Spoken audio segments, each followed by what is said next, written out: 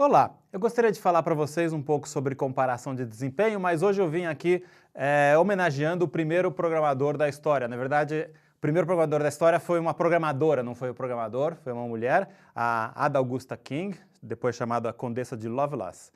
E ela fez contribuições importantes aí, principalmente no estabelecimento dos primeiros algoritmos, muito antes de existir o computador eletrônico em si. Ela trabalhava em cima de uma máquina que o Charles Babbage tinha definido matematicamente e escreveu os primeiros algoritmos para essa máquina, né?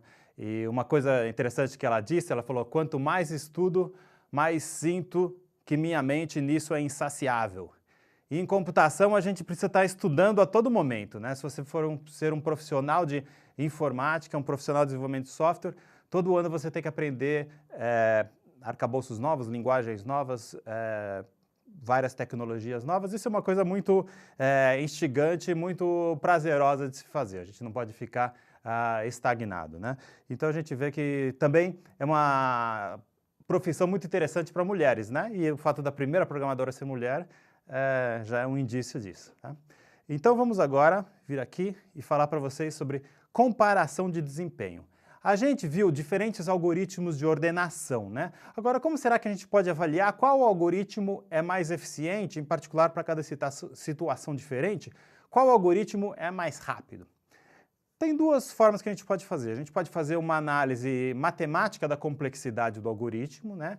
E isso vai dar uma ideia, muitas vezes, de quanto aquele algoritmo demora, mas, em particular, se não tiver uma grande diferença ali na complexidade, vai ser difícil saber no mundo real mesmo qual a diferença entre os algoritmos. E o único jeito de fazer isso é medindo, executando o programa e cronometrando quanto tempo ele demora, tá? Agora, como medir o desempenho de um programa em Python? Eu falei cronometrando, mas a gente não vai ficar na mão com um cronômetro, né? Existem formas mais apropriadas de fazer isso. Em Python existem várias formas, eu vou explicar aqui uma delas, que é usando esse módulo time, que já vem embutido aí na linguagem de programação Python. Se a gente fizer um import time, a gente já tem acesso às funções desse módulo, tá? Em particular, uma das funções é essa função time, que não recebe nenhum parâmetro. O que ela devolve? Ela devolve o tempo decorrido em segundos desde o início dos tempos. Agora, o que é o início dos tempos?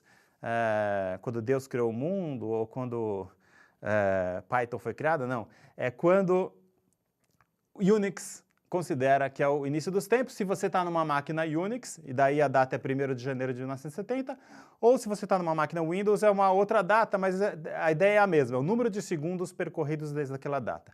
A maior parte dos sistemas operacionais sólidos utilizados hoje em dia, como Linux, Android, o macOS, são baseados no Unix. Então, pelo menos nesses 3 sistemas operacionais, é o número de segundos decorridos desde 1º de janeiro de 1970. E ele fala segundos e também tem 4 casas depois da vírgula, então tem uma precisão aí bem grande. Agora, como que a gente pode medir, então, o intervalo de tempo decorrido para executar um determinado algoritmo? A gente primeiro começa fazendo esse import time, e daí a gente primeiro, antes de começar, a gente dispara o cronômetro. Como que a gente faz isso? Por exemplo, escrevendo aqui, ó, antes recebe time.time. Tem time 2 vezes, porque uma vez é o nome do módulo, outra vez é o nome da função. Daí a gente executa o algoritmo que a gente quer cronometrar, e daí a gente termina o cronômetro, ou seja, a gente mede de novo, guardando, por exemplo, nessa variável depois, aquele número de segundos decorrido.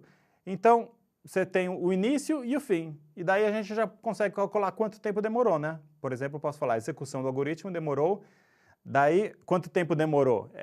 A gente tem que calcular o ΔT, né? Então é o valor do depois, que o algoritmo terminou, menos o valor de antes dele começar. Esse é o valor aqui em segundos, tá? Então, com essas 4 linhas muito simples, a gente consegue medir o tempo, calcular o tempo que demorou para executar um algoritmo e imprimir esse valor, tá? Vamos então agora criar aqui um programa para calcular os tempos que demoram para executar aqueles 2 algoritmos de ordenação que a gente viu agora há pouco, tá? O algoritmo da bolha, o bubble sort, e o algoritmo da seleção direta, né? Então, para medir esses 2 algoritmos aqui, vamos criar uma classe, eu vou chamar ela de contatempos, e daí eu vou querer analisar quanto tempo demora esses algoritmos para ordenar um vetor bem grande de números aleatórios, né? Então vamos gerar uma lista aleatória. Daí eu vou ter uma função aqui chamada lista aleatória, que vai receber como parâmetro um número n, que vai ser o número de elementos dessa lista. E eu vou começar com essa lista aqui, vou começar com ela zerada. Então, fazendo isso aqui, este comandinho aqui vai gerar uma lista zerada de n posições. Quer ver como funciona? Ó, for 0, esse 0 é que está dizendo que vai ser zerada, e eu vou colocar, por exemplo, uma lista de 100 elementos. Olha, gera uma lista de 100 elementos toda zerada. Então, minha lista começa com n elementos aqui zerados, e agora eu quero preencher ela com números aleatórios. Como que eu vou fazer isso? Eu vou percorrer toda a lista, e daí para cada elemento da lista, eu vou colocar um número aleatório. Como que eu consigo gerar um número aleatório? Bem, em Python tem um módulo chamado random, e dentro desse módulo tem uma função chamada randrange, que, dado um determinado valor, por exemplo, 1000, eu coloquei 1000, ele vai gerar inteiros positivos entre 0 e 1000 menos 1. Então, ele vai gerar inteiros aleatórios aqui entre 0 e 999, tá? E a lista vai ficar completamente preenchida com números aleatórios, e daí eu posso devolver aqui a minha lista, tá?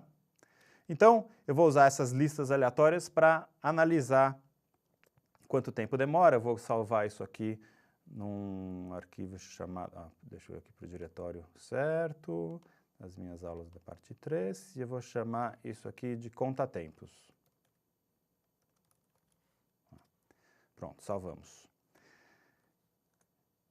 Agora vamos fazer uma função compara, propriamente dita, que vai comparar o desempenho desses dois algoritmos de ordenação, do bubble sort e do seleção direta, em vetores de tamanho n. Então, primeiro vamos criar uma lista aí, vou chamar de lista 1, recebe lista aleatória de tamanho n. Né? Note que eu vou precisar de duas listas. Por quê? Porque eu vou gerar uma lista, por exemplo, de 1000 elementos, e pedir para o bubble sort ordenar. Depois eu preciso de uma outra lista para o seleção direta ordenar, porque se eu usasse a mesma lista, o seleção direta já ia receber a lista já pré-ordenada, daí não seria justo, né? Então eu vou criar duas listas aqui, só que eu quero que elas sejam idênticas. Então para isso, na verdade, eu vou clonar nessa lista 2, clonar a lista 1. Em Python é muito fácil clonar uma lista, simplesmente fazendo assim, esse colchete de 2 pontos. Colchetes a gente está clonando, ele está criando numa segunda lista, mas o conteúdo é igual. Tá? Agora, vou precisar criar uma instância aí da minha classe ordenador. Deixa eu fazer um import aqui da classe ordenador, então. Import ordenador. Aliás, eu tinha esquecido o import do random, que também vai ser necessário. Isso. E aqui, então, ordenador. Pronto, criei uma nova instância dessa classe ordenador. Agora eu posso começar a ordenar. Então vamos usar aquele padrãozinho que eu mostrei. Antes vai ser time.time. Aí lembrar que eu preciso então importar aqui o módulo time. Daí eu vou executar o ponto bolha. E eu preciso passar como parâmetro a lista 1. Né? E daí, depois, recebe time.time. E daí eu posso dizer que o algoritmo da bolha demorou... vai ser depois menos antes, segundos, né? Pronto. Então, daí para seleção direta, eu posso fazer algo bem semelhante, né? Então, antes, isso aqui agora é lista 2, e eu vou chamar o seleção direta.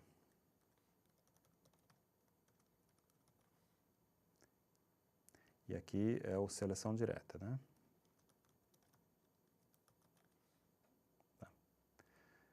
Então, eu acho que está certo. Vamos ver se salvar aqui.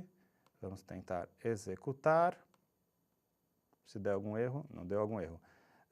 No módulo name ordenador, eu acho que eu já sei o que aconteceu. Eu acho que eu acabei mudando aqui, a localização aqui do ordenador. Eu tinha colocado aqui, eu vou trazer de volta o ordenador. Isso. Eu tinha colocado ele no outro diretório, vamos ver se agora dá certo.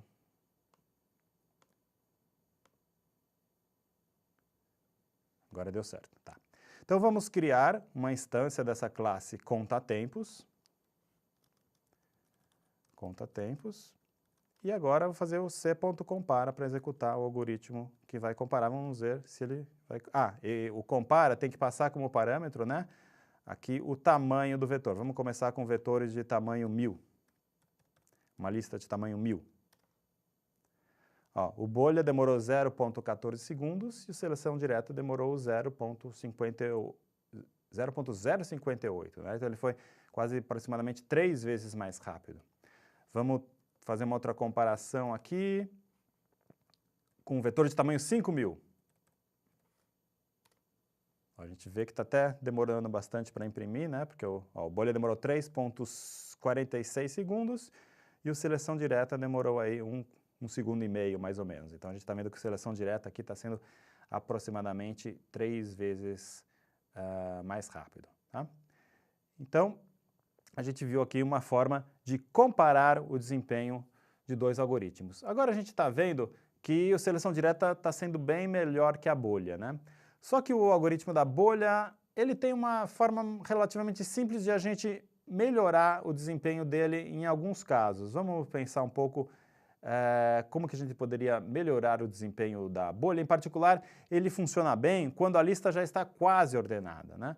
Vamos pensar um pouco como que a gente poderia melhorar o desempenho dele quando a lista está quase ordenada. Pense um pouco você olhando para o algoritmo da bolha e a gente volta daqui a pouco.